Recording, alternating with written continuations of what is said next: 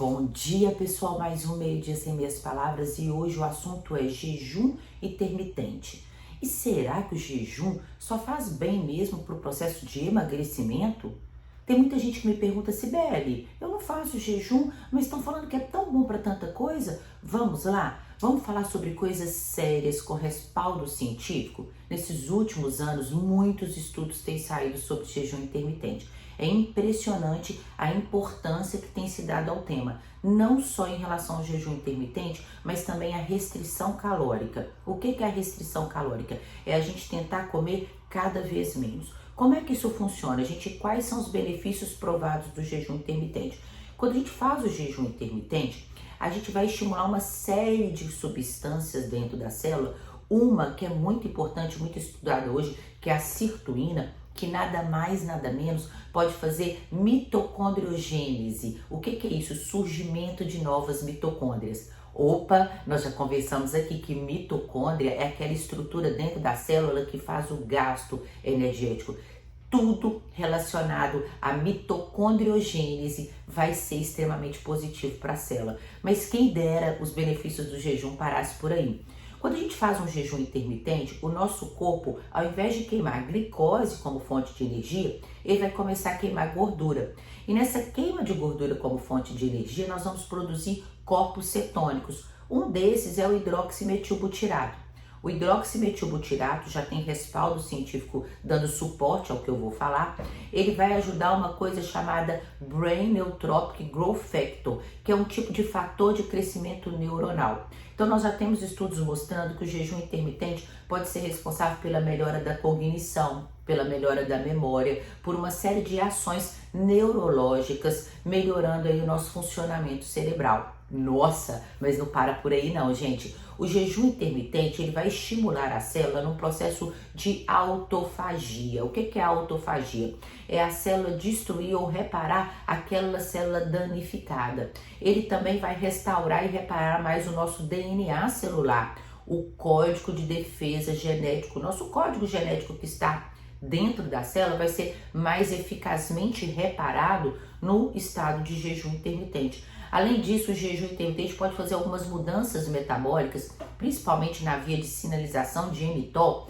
A via de sinalização de mTOR é uma via que é responsável pela anabolização, pelo crescimento muscular, mas também é uma via inflamatória. E tem muita gente que está com essa via extremamente exacerbada e estimulada. E o jejum intermitente dá um pé no freio nisso. Então é muito interessante para todas essas mudanças metabólicas no corpo. E a gente consegue comprovar isso cientificamente, onde o jejum melhora a resistência insulínica, onde o jejum melhora gordura visceral, onde o jejum vai melhorar muito estados metabólicos tipo colesterol elevado e pode até ter efeito na pressão arterial. Então, gente, vocês aprenderam aqui hoje que o jejum intermitente vai muito só além da perspectiva de me ajudar no emagrecimento. Mas e aí, Sibeli, como é que eu faço o jejum? A gente já tem vídeos anteriores sobre jejum, eu vou tentar achar o antigo para subir aqui para vocês, mas jejum não é para todo mundo a qualquer momento. Como eu disse, a gente tem que sair da fase de queimar glicose como fonte de energia e ter eficaz essa fase de beta-oxidação de gordura. Tem gente que está numa má alimentação há tanto tempo, num grau de sobrepeso e obesidade, de inflamação já crônicos, que não consegue ir queimar gordura como fonte de energia brincando ou de uma hora para outra.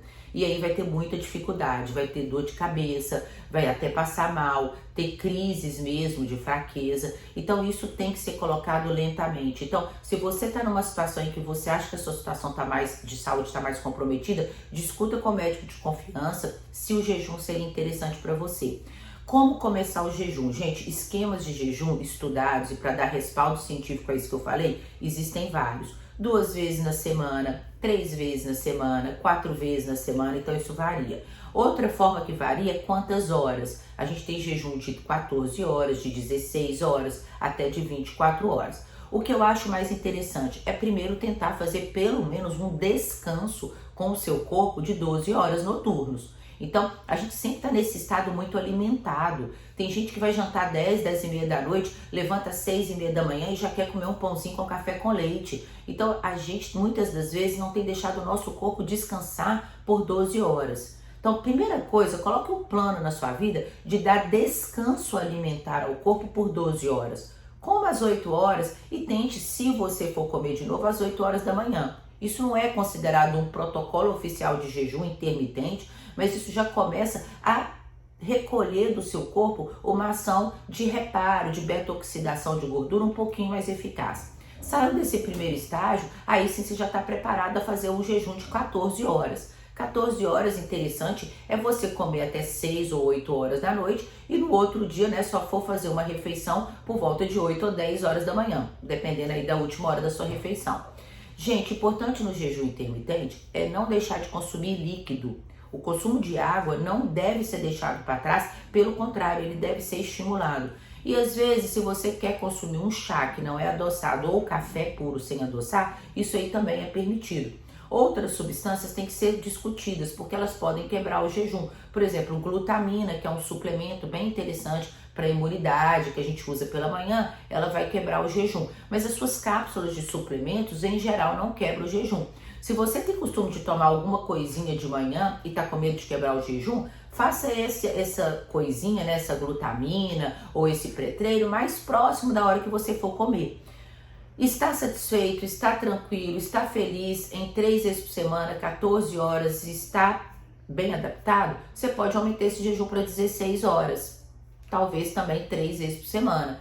16 horas é aquele jejum que você vai comer até as 8 da noite e no outro dia você só vai almoçar. Lembrando que nessa parte da manhã é interessante que você consuma líquidos, principalmente água, chá sem adoçar e café sem adoçar. Perguntas que me fazem aqui: Sibeli, eu posso fazer exercício nesse dia de jejum? Depende do seu corpo e se ele está beta-oxidando gordura como energia ou não. Então, se você já está treinado para o jejum, já está bem, você pode fazer exercício físico em jejum, sim. Mas é um jejum e um exercício de mais curta duração, né? E se você for fazer um treino mais longo, aí logo depois do jejum nós vamos ter que discutir se é interessante a gente usar aminoácidos para repor e não ter uma quebra proteica. Outra pergunta que me faz é: Sibeli, esse jejum intermitente vai destruir minha massa magra? Vai quebrar a proteína? A gente sabe, gente, que o corpo entra no estágio de quebra de proteína mesmo depois de 36 horas de jejum. Então, no jejum menor, essa quebra de proteína ela pode existir. Às vezes ela vai sempre existir, mas vai ser de muito pouca magnitude. Então, realmente, destruição proteica ou quebra de massa magra no jejum é muito raro.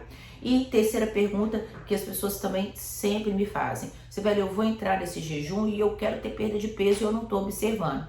Gente, nós estamos falando de 16 horas de jejum e um intervalo de alimentação de 8 horas. Então, essas 8 horas em que você vai se alimentar, você também tem que vigiar. Não adianta nada fazer um jejum de 16 horas e nessas 8 horas fazer vários picos de insulina, ou seja, comer várias substâncias que têm alto teor de glicose. Então, o benefício do jejum se esvai. Nessas 8 horas em que nós vamos fazer de janela alimentar, é ideal que eu consuma, então, uma dieta saudável, com proteína, com verduras, com legumes, com frutas, e que eu divida isso aí em 2 ou 3 alimentações e não fique às 8 horas comendo ininterruptamente. Sobre jejum é isso. Mandem-me dúvidas se vocês tiverem. Uma linda quarta-feira e até o próximo Meio Dia Sem Meias Palavras, tá?